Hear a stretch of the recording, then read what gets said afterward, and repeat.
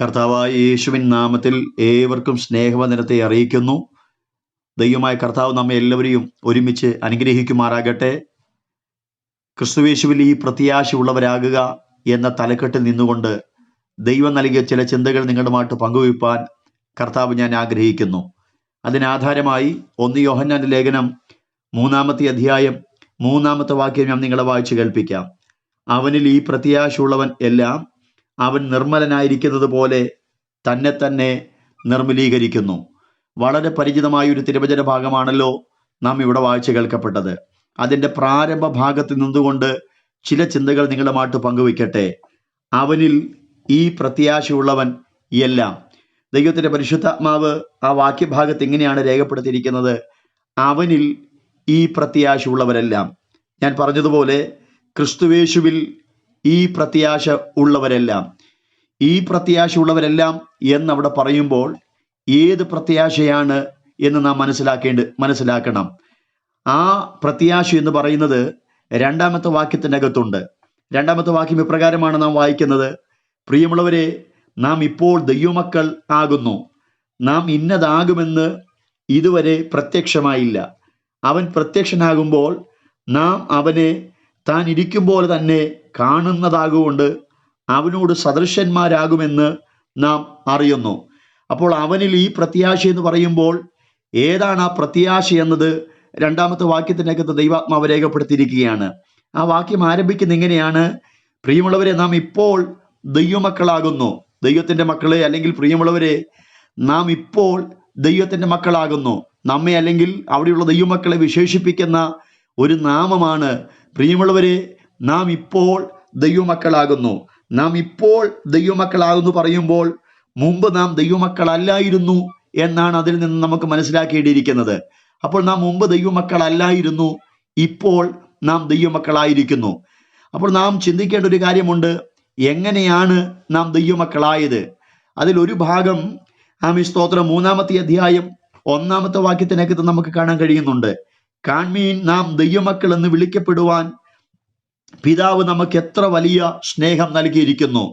3-ാമത്തെ അധ്യായം 1-ാമത്തെ വാക്യം നാം ചിന്തിക്കുമ്പോൾ പിതാവിൻ്റെ സ്നേഹത്താലാണ് നാം ദൈവമക്കളായി മാറി എന്ന് നമുക്ക് മനസ്സിലാക്കാൻ കഴിയുന്നത്.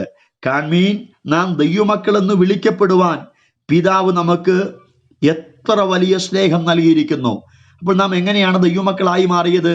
പിതാവിൻ്റെ സ്നേഹത്താലാണ് നാം ദൈവമക്കളായി മാറിയെന്ന് ഈ ഭാഗം നമ്മെ പഠിപ്പിക്കുന്നു. പിതാവായ ദൈവത്തിൻ്റെ സ്നേഹം വിളിച്ചറിയിക്കുന്ന, വരച്ചു കാണിക്കുന്ന നിരവധി അനവധി വാക്യങ്ങൾ വിശുദ്ധ വേദപുസ്തകത്തിനകത്തുണ്ട്. അതിലൊരു വാക്യം മാത്രം ഞാൻ ഈ ഭാഗത്ത് നിന്നുകൊണ്ട് നിങ്ങളോട് ഓർപ്പിക്കട്ടെ.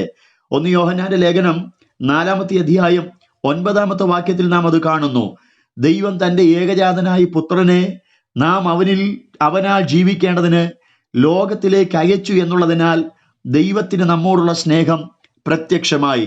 ദൈവത്തിൻ്റെ സ്നേഹം പ്രകടമാക്കിയ ഒരു ഭാഗമാണ് നാം ഇവിടെ വായിച്ചു കേൾക്കപ്പെട്ടത്. എപ്രകാരമാണ് പിതാവ് തൻ്റെ സ്നേഹം വെളിപ്പെടുത്തിയത്? തൻ്റെ ഏകജാതനായ പുത്രനെ നാം അവനാൽ ജീവിക്കേണ്ടതിന് ലോകത്തിലേക്ക് അയച്ചു തന്നു എന്നുള്ളതിനാലാണ്. അപ്പോൾ തൻ്റെ ഏകജാതനായ പുത്രനെ ലോകത്തിലേക്ക് അയച്ചു തന്ന് പിതാവ് തൻ്റെ സ്നേഹം നമ്മോട് കാണിച്ചിരിക്കുന്നു. അപ്പോൾ നാം ദൈവമക്കളായത് പിതാവിൻ്റെ സ്നേഹത്താലാണെന്ന് യോഹന്നാന്റെ സ്തോത്രം 1-ാം ലേഖനം 3-ാമത്തെ അധ്യായം 1-ാമത്തെ വാക്യത്തിൽ പറയുന്നു. വേദപുസ്തകത്തിനകത്ത് ധാരാളം ഭാഗങ്ങളുണ്ട്. 1-2 വാക്യം കൂടെ ഞാൻ ഈ ഭാഗത്തോട് ബന്ധപ്പെടുത്തി പറയട്ടെ. നാം എങ്ങനെയാണ് ദൈവമക്കളായത്? യോഹന്നാന്റെ സുവിശേഷം 1-ാമത്തെ അധ്യായം 12-ാമത്തെ വാക്യത്തിൽ അവനെ കൈക്കൊള്ളുകയും വിശ്വസിക്കുകയും ചെയ്തതിനാൽ നാം ദൈവമക്കളായി തീരുവാനിടയായി തീർന്നു. വാക്യം എങ്ങനെയാണ്?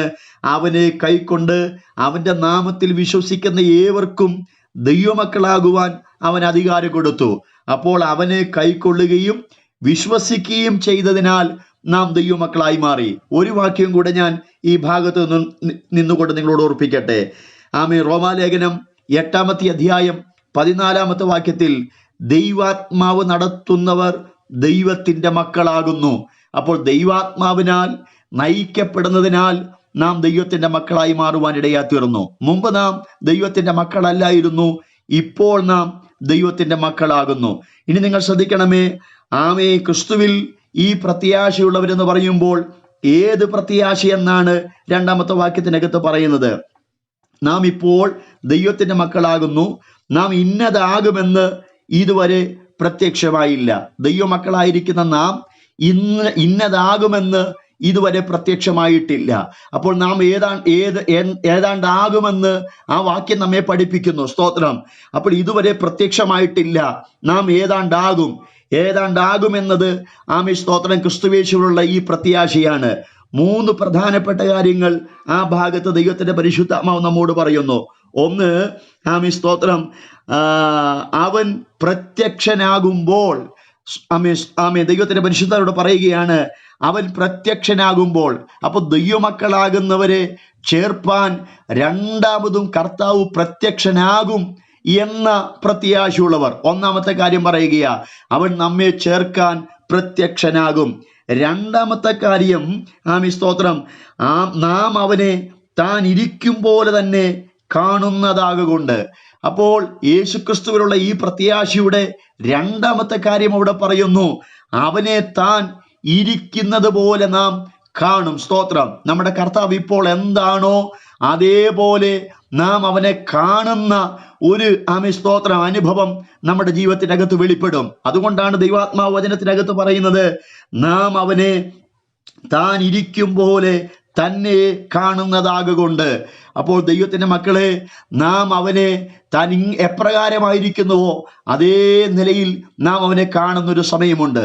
ഇനി മൂന്നാമത്തെ കാര്യം, ക്രിസ്തുവിൽ ഈ പ്രത്യാശയുള്ളവരെന്ന് പറയുന്നതിൽ മൂന്നാമത്തെ കാര്യം പറയുന്നത് ഇങ്ങനെയാണ്. സ്തോത്രം, അവനോട് നാം സദൃശന്മാരാകും. Praise the Lord.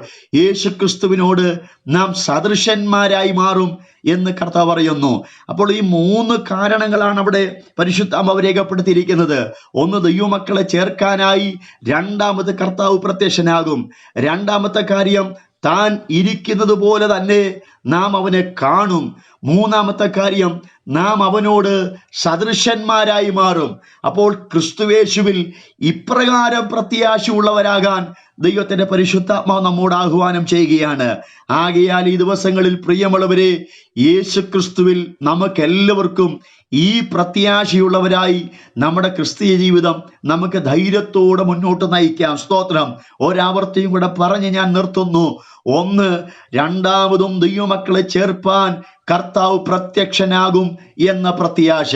രണ്ടാമത്, താൻ ഇരിക്കുന്നത് പോലെ തന്നെ നാം അവനെ കാണും എന്നുള്ള പ്രത്യാശ. മൂന്നാമത്, ക്രിസ്തുവിനോട് നാം സദൃശരാകും എന്നുള്ള പ്രത്യാശ. ഈ പ്രത്യാശയോടെ കർത്താവിൽ നിൽപ്പാൻ ദൈവത്തിന്റെ പരിശുദ്ധാത്മ നമ്മോട് പറയുകയാണ്. ജീവിതത്തിൽ ഏതെല്ലാം പ്രയാസങ്ങൾ വന്നാലും, സുഖം വന്നാലും, ദുഃഖം വന്നാലും, കഷ്ടങ്ങൾ വന്നാലും, നന്മകൾ വന്നാലും, നമ്മുടെ ജീവിതത്തിന്റെ അകത്ത് ഏത് പ്രതിസന്ധികൾ കടന്നു വന്നുവാലും ക്രിസ്തുവേശുവിൽ ഈ പ്രത്യാശയുള്ളവരായി നിൽപ്പാൻ സർവശക്തനായ ദൈവം നമ്മെ എല്ലാവരെയും സഹായിക്കട്ടെ എന്ന് പറഞ്ഞ് ഞാൻ എൻ്റെ വാക്കുകൾ നിർത്തുന്നു. കർത്താവ് നമ്മെ എല്ലാവരെയും ധാരാളമായിട്ട് അനുഗ്രഹിക്കുമാറാകട്ടെ.